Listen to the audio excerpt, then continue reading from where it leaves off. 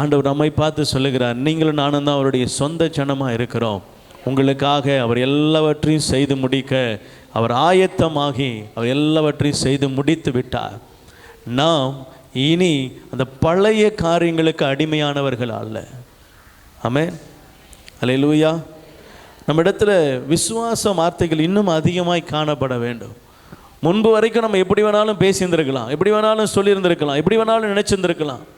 ஆனால் வசனத்தை வாசித்து வேதத்தை அறிந்து வேத ஞானம் நமக்குள்ளே வந்த பிற்பாடு, வசனத்தின் தெளிவு நமக்குள்ளே வந்த பிற்பாடு, சத்தியத்தை கேட்டு நம்ம தேவனுடைய பிள்ளைகள் என்று அறிந்த பிற்பாடு நம்ம என்ன செய்யக்கூடாது அப்படின்னா, மீண்டும் என்னுடைய பழைய வாழ்க்கையவே நினச்சி பார்க்கக்கூடாது, மீண்டும் என்னுடைய பழைய கிரியைகளையே நினச்சி பார்க்கக்கூடாது, மீண்டும் என்னுடைய பழைய தோற்றுப்போன காரியங்களையே என்ன செய்யக்கூடாது, நினைச்சு பார்க்கக்கூடாது. மாறாக அவைகளை மாற்ற என் தேவன் இப்பொழுது என் கூட இருக்கிறார், நான் இழந்த எல்லாவற்றையும் திரும்ப எனக்கு கொடுப்பாருங்கிற விசுவாசம் நம்ம கூட என்ன செய்யணும், பெருகணும்.